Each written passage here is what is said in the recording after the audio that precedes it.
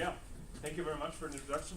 Thank you very much to you for switching, and thank you for your patience and still bearing with me that late. I'm aware that we have now half an hour for a talk that's supposed to be longer. I think we'll squeeze it in somehow. We'll just speed it up a bit, right? So, today I want to perform a play for you. Let's go ahead with our first task. That is to introduce myself directly, mostly in the Ansible configuration file, really tweak the behavior of Ansible itself.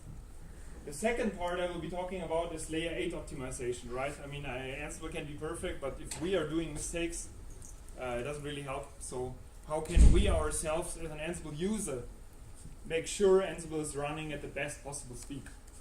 And the third part I will be talking about is Mitogen, which is a neat little tool. Actually, it's a bit more than a neat little tool, but yeah, we will come to that. Before we want to see how a task is getting better, we first have to see how fast it really is, right?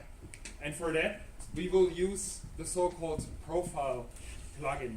It's just a callback plugin in Ansible. You can enable it in your config file. You can then set the sorting order of the tasks, right? If you put none, just the tasks in the order of appearance will be listed at the end of the playbook, how fast every and each of them was. If you put that to descending or ascending, it will sort like what was the fastest, what was the slowest task. Quite handy when you have a big playbook and you want to see where actually is my problem, where am I slow. And then we will look at the duration of each task. And to get a benchmark or comparison, I wrote that playbook here. It's nothing complicated actually, it's just connecting to a host. I'm not gathering facts here, please note that, we will come back to that later. And then I'm creating a directory on a server, nothing fancy. Then I will make a loop in 10 times and create a file. This create file YAML is doing nothing else but just creating a file. Is also not very spectacular. And then I will remove the directory again. And this playbook I will run 30 times with the tweak and without the tweak, and then I will compare the results and see how the tweak is really modifying the behavior. I'm by training and scientist, so this is kind of the stuff I did before, and I like it. So I try to put this in a bit here as well. I have a little disclaimer also. Those tests are mostly independently, right? So I was at home, and then I made one bunch of tests, then I went to work, made a bunch of tests, then I was somewhere and used VPN to make tests. So the baseline is not always the same. We are really only talking about factors between tweak and not tweak. And also those results are of course qualitative results, right? They might be different if you run them. And of course, I'm not guaranteeing that you can reproduce it. I have a very reasonable thought that you will get similar results, but yeah, no guarantees. So don't complain later to me if it's not working for you. Yeah, let's come to our first category of optimization, settings. SSH pipelining. SSH pipelining means we are, oh no, wait, let me start differently. What is Ansible actually doing when you start a run without pipelining? It's on the host where the module is run, collecting all the dependencies it needs, it's building up a zip file, it's SCPing that zip file to another client, it's doing an SSH connection to make sure it's working, it's making another SSH connection to unpack the zip file, it's doing a third SSH connection to actually run the stuff and so on. So there is a lot of things going back and forth. And if you are doing SSH pipelining, that means you're only using one SSH connection and you're going to reuse that again and again. It sounds nice when you hear it at first. There's a little downside to it.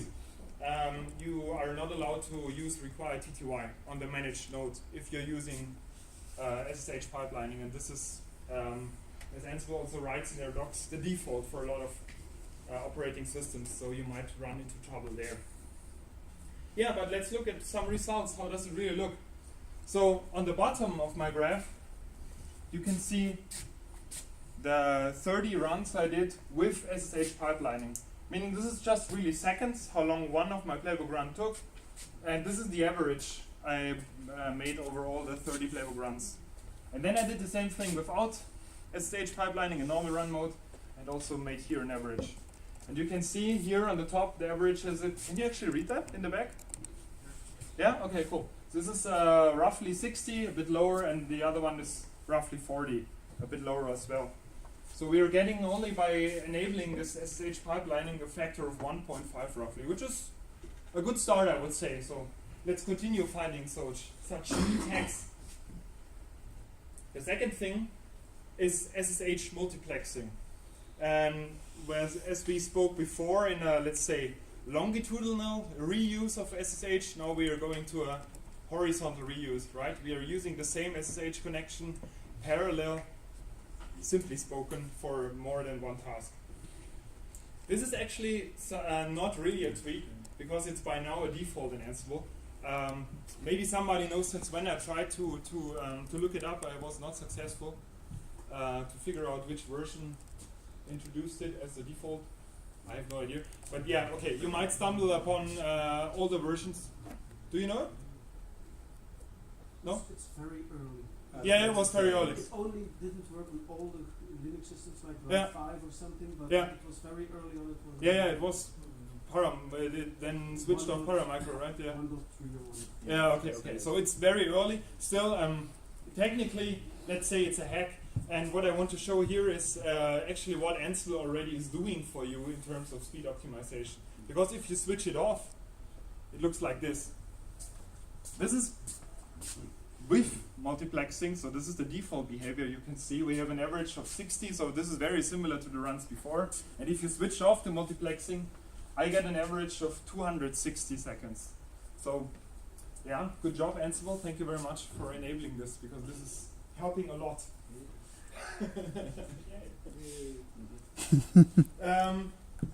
It's a factor of 4.3 roughly, so a nice big chunk. And next thing you can do is the forks. A fork basically defines the number of parallel processes that are being able to run within Ansible, and per se it means that in the end it's how many hosts you can parallelly talk to, address. If you should get a reasonable number for your forks, right? The default is at 5. You can run into troubles if you choose your number of forks too low. Why? Because if you are, let's say, you have 20 hosts you're talking to, and you have a fork of number of 5, you might come to a problem where, depending on the run mode you're using, your multiplexing session is running out, and then you have to reopen an SSH connection. So make sure to keep your forks in a reasonable number, and make sure you choose it wisely. I mean, if you're going to manage 10 systems, it doesn't make sense to put the forks to 300, right? I mean, it doesn't hurt anybody, but you know what I mean. I did not make any tests here because I didn't build such a big setup, but be sure it helps to consider looking at this. The next thing I'm looking here is the internal poll interval. What does that mean? It means the interval in which Ansible processes are talking to each other, asking the status. So, meaning a lower number in this interval means that there is a higher rate of asking, and you get maybe faster results from somewhere else. If you, on the other side, raise the interval, it means that your CPU might be stressed less. So there is also the possibility to play with this a bit and make it better or worse. I don't know. I made some tests here with 3 internal poll intervals. The black one in the middle is the default one. The blue one is where I put it to 0.01 seconds. And the red one is where I put it to 0.0001 seconds. I'm actually a bit, let's say, disappointed that it did not change very much. So it's good to know. Maybe you can really get into problems considering your CPU. I've got a question. Time-wise. Sorry? How many hosts did you test? 1. There's only 1 host always. So your control machine and remote machine? Yes? Yeah. Okay. Yeah. Try with more. Sorry? Try with more. Yeah, with a bigger, of course, with a bigger system it might actually That was also gone? Yeah. Do you have a, well, did you look at why some of the red spikes are also so long in duration? If you look, like, the first red one is 255. Yeah. No, I didn't. But, well, as I'm used it from experiments, there is always some things running off, and also the scale is not that crazy, right? I mean, we're going here from 50 to 50. This is a 7-second range. So I did not know. I did not really look why this is a bit scattered. I don't think it's a big reason to worry. Yeah. Anyways, if we look at these results here, it's not really a time-wise improvement we are getting out of this changing the poll interval. However, it might be relevant if you're talking about CPU load, so you could keep it in mind for that. That's pretty much already what I wanted to talk about setting tweaking, and I'm coming up now to the next category, which is things you should consider when you actually do use Ansible. And the first thing I already talked about a little bit is fact gathering, right? We all know this, the start of the playbook where you write host and then you write gather facts, yes or no. And before you run a playbook, maybe you should consider, do you really need the facts, right? If you're only doing API calls from a local machine or using a module to talk to an API, do you really need the facts of the host machine? I don't think so. Do you really need them now, like this second where you're actually running it? Probably also not. You can still later gather them if you really need them. And if you absolutely must need them, you can always consider using caching, right? You can store your facts within a Redis or some other database. You can store them in a file, and you can ask Ansible to take care of that for you. So you don't need to really gather facts all the time. Here in my setup, I ran also tests with fact gathering and without fact gathering. In this case, the significance is here not so extreme, right? You see that we have 61.3 for no fact gathering and 64, 65-ish with fact gathering. But I gotta say, this is really bigger on the inside, right? In my scenario here with two machines that are also relatively close to each other, this might not be a big thing.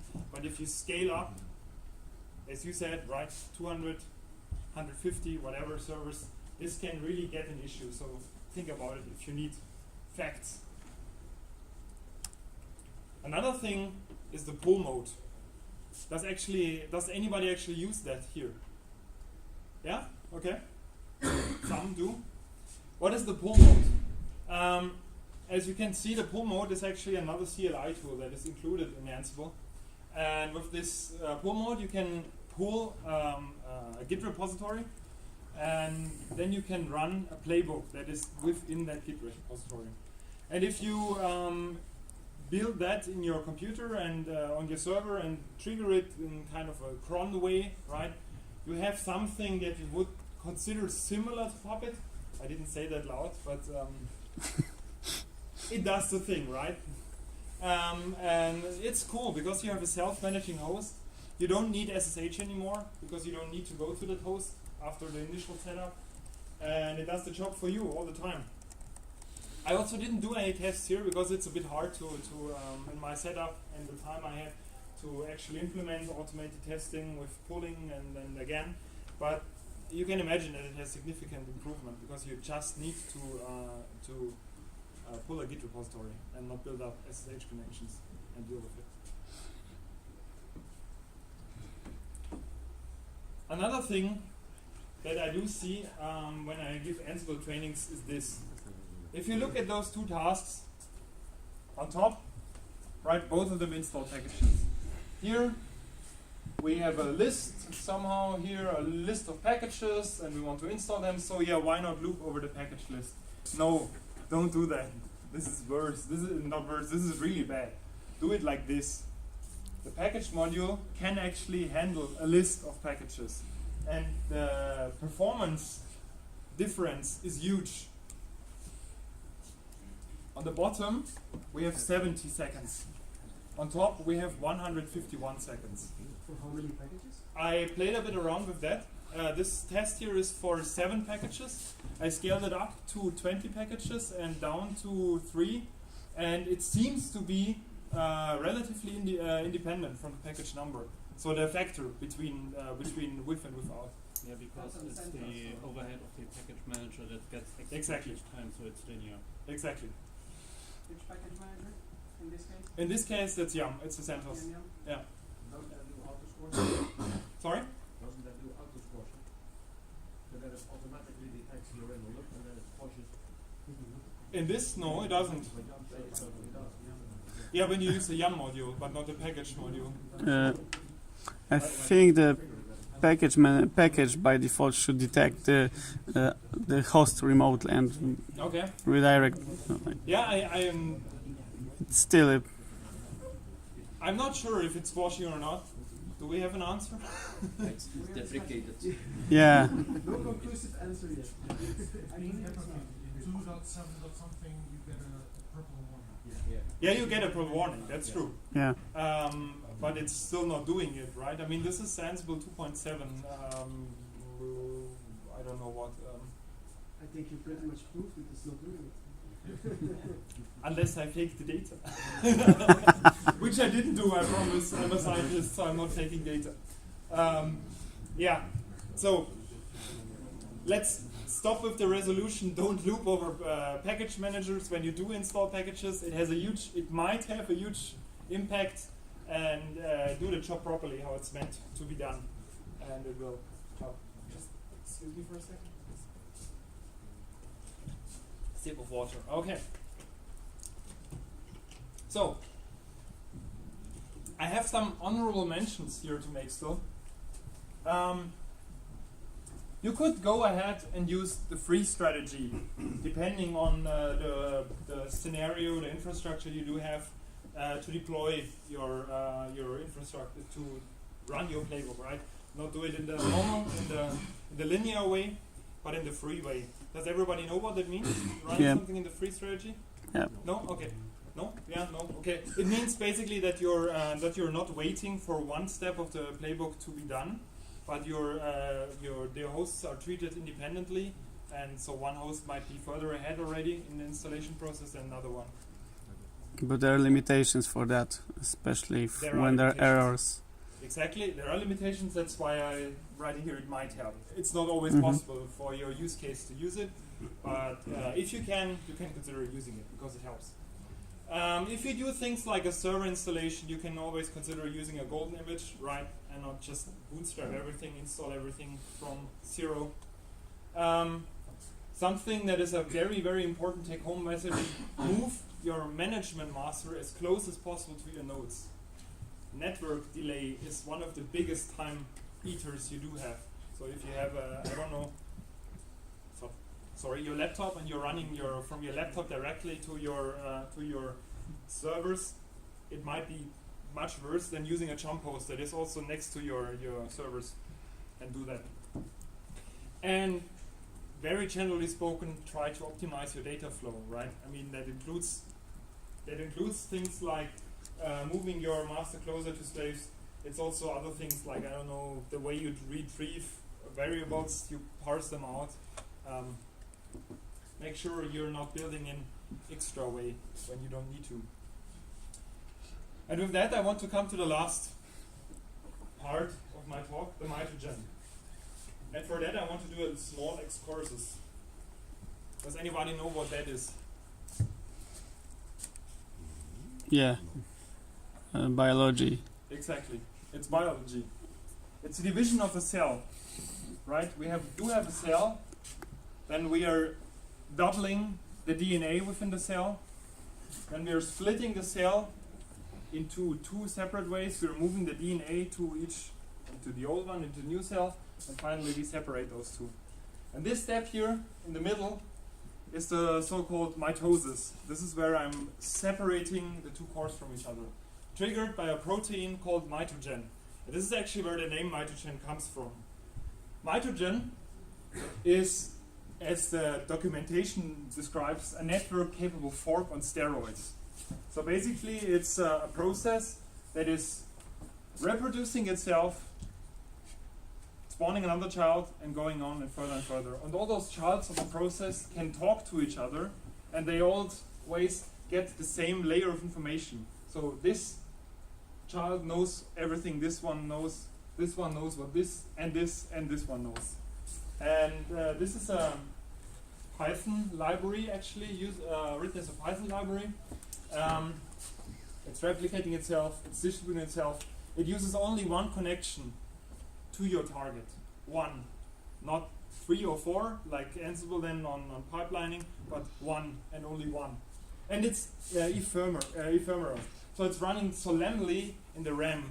You don't even need to have disk write to the server you're managing when you're using Mitogen alone. This is not Mitogen Ansible, but Mitogen alone can run without the right to actually write something to the disk.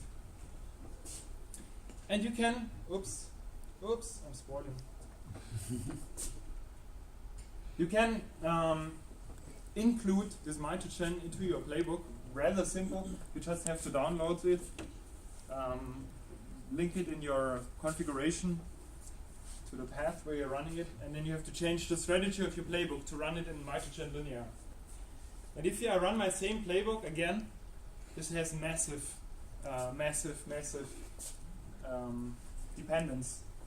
I'm now down to 5 seconds for the whole playbook run I did before in 60. I think it speaks for itself that it's working, and it's a very cool way to actually improve Ansible. I have a question, excuse me. Yes. Is the Ansible product manager listening very attentively? Well, we are. The problem is that it doesn't work for like 60% of uses. When it works, it works. We don't doubt that, but a lot of other use cases. We've not yet seen it not work. Have you tried it with Windows?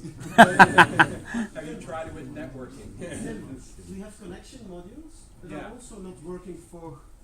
Yeah, I know. I mean, we have an NXOS connection module which only works for the NXOS Cisco switches. Right. Why is there so much anti-Mitogen?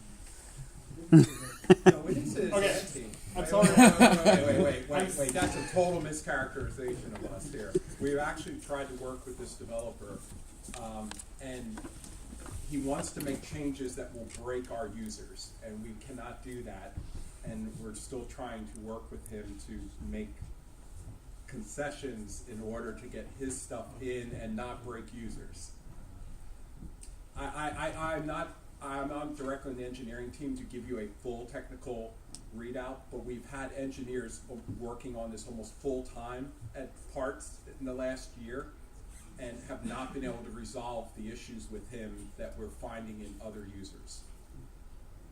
So there's a core meeting this evening in 2 hours, and we put it on the agenda to see how we can unblock Mitogen Perfect. from the phone. okay, yeah. Oh, and are they going to be? Okay, yeah. No, that's good. That's good. I'm just hoping that the people see it that need to be there. That just because if you only put it on 2 hours ago. No, it's been there since yesterday. Oh, okay, all right. The meeting is in 2 hours. Oh, sorry, I misheard. Sorry for starting. No, that's the issue. No, we're here. I mean, the war is we're not not. already. We're not anti-user that we're ignoring it. It's just there's a silent user group of like largest financials in the company and oil companies that we were finding that if we introduce this, it would break Ansible for them, and we can't roll that out. Yeah. So we're trying to find what's the middle ground here. So it's great if it works for you, by all means. This is wonderful. This is amazing.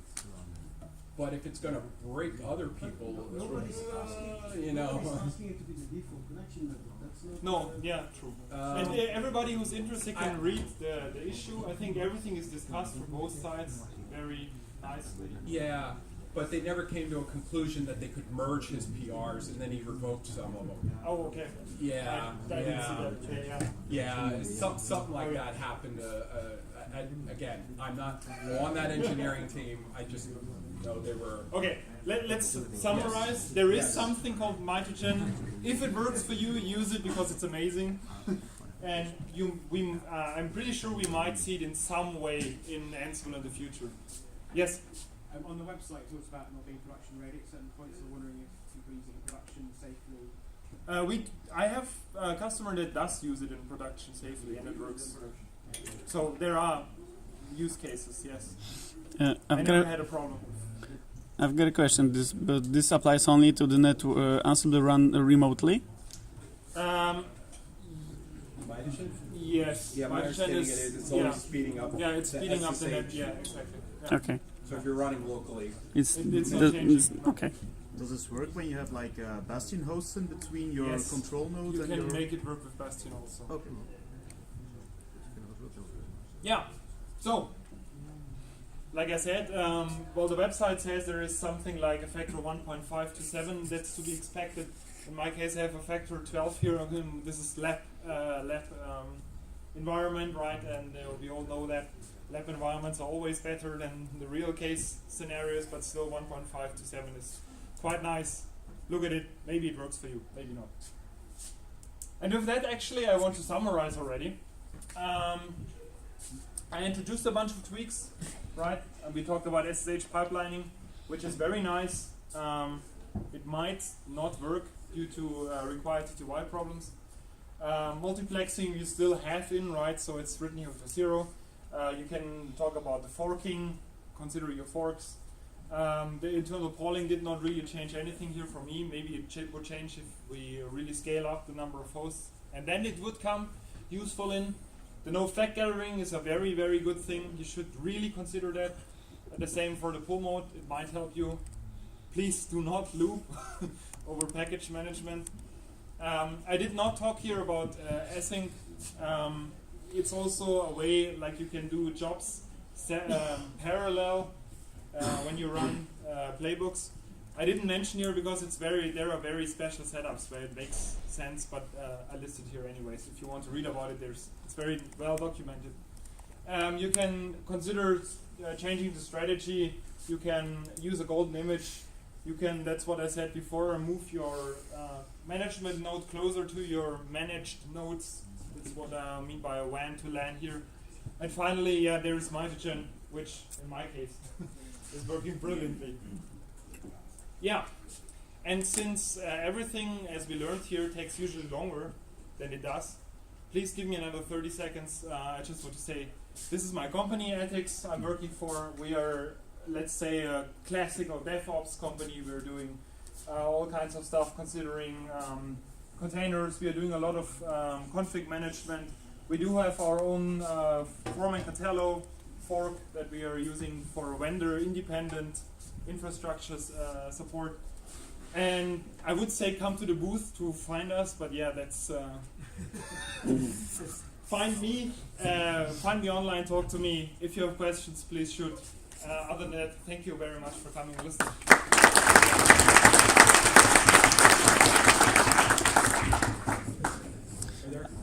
I've got a question. Do we have additional questions? Yeah, whoever needs to go. Bernhard will Don't worry. stick around, but yeah, if you need to go, feel free. Do you know which of those are mutually exclusive? Sorry? Which of those? You mentioned a lot of different. Are mutually exclusive. I'm sure that some of them are going to be mutually exclusive because they are addressing things that are similar. Very similar. If you can go for Mitogen and don't do pipelining. Yeah, we do.